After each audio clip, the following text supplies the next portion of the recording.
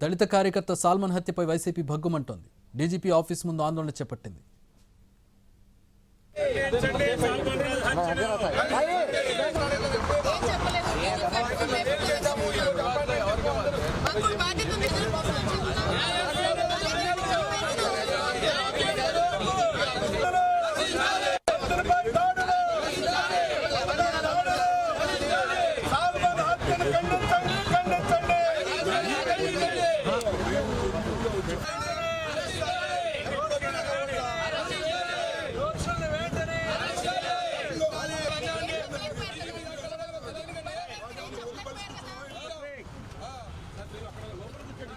దళిత కార్యకర్త salmon హత్యపై YCP భగ్గుమంటోంది. DGP office ముందు ఆందోళన చేపట్టింది. సాల్మన్ కుటుంబానికి న్యాయం చేయాలని కోరుతూ డీజీపీ కార్యాలయం గేటు ముందు బైఠాయించారు. పోలీసులు వైసీపీ నేతలతో వాగ్వాదానికి దిగారు. వెంటనే తాము డీజీపీని కలవాలన్నారు వైసీపీ నేతలు. దీనికి పోలీసులు అడ్డు చెప్పడంతో కాసేపు ఉద్రిక్తత నెలకొంది. అనంతరం అడిషనల్ డీజీని కలిసేందుకు అనుమతి ఇవ్వడంతో ఆందోళన విరమించారు వైసీపీ నేతలు.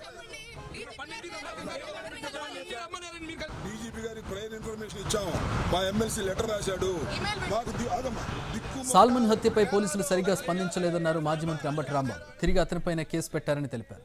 పోలీసుల సాయంతో టీడీపీ వాళ్ళు చంపేస్తున్నారని భయపడి సాల్మన్ ఇంటికి కూడా రాకుండా ఉండిపోయారన్నారు అంబటి. తర్వాత తెలుగుదేశం పార్టీ అధికారంలోకి వచ్చింది.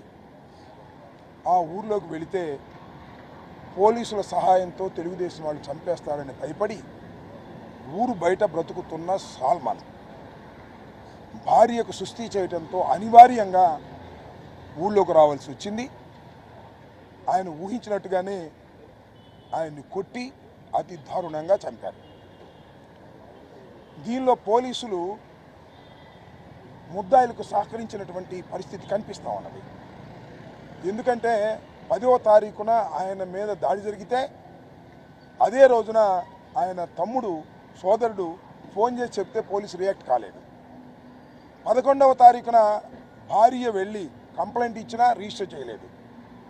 12వ తారీఖున గవర్నమెంట్ హాస్పిటల్లో చేరిన తర్వాత కోమాలో ఉన్నాడని సర్టిఫికేట్ తీసుకుని దాని ద్వారా కంప్లైంట్ ఇస్తే 12వ తారీఖున రిజిస్టర్ చేశారు.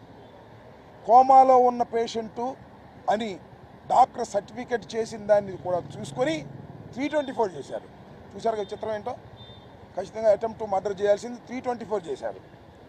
దానికన్నా ముందు ఏం చేశారో తెలుసా? పోలీసులు సాల్మన్ మీద కేసు పెట్టారు, సాల్మనే కొట్టాడని.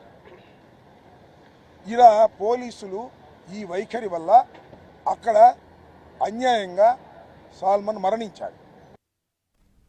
డీజీపీని కలవడానికి వస్తే కలవనీయలేదన్నారు మాజీ మంత్రి అంబటి రాంబాబు. ముందుగా సమాచారం ఇచ్చామన్నారు. గంటసేపు కూర్చున్న ప్రయోజనం లేకుండా పోయిందన్నారు అంబటి.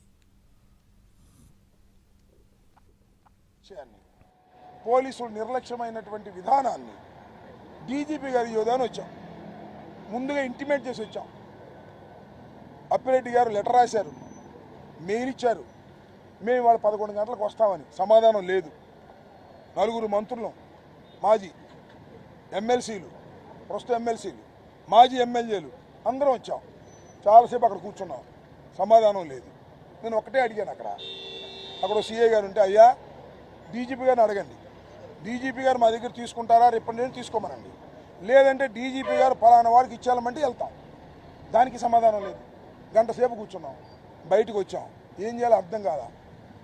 నేను మనవి చేస్తున్నా, అనివార్యమైన పరిస్థితుల్లో రాష్ట్రాన్ని దౌర్జన్యాల నుంచి, రాష్ట్రాన్ని అల్లరి మూకల నుంచి లా అండ్ ఆర్డర్ కాపాడవలసిన హెడ్ క్వార్టర్ గేటు దగ్గర ఉంచవలసి వచ్చింది.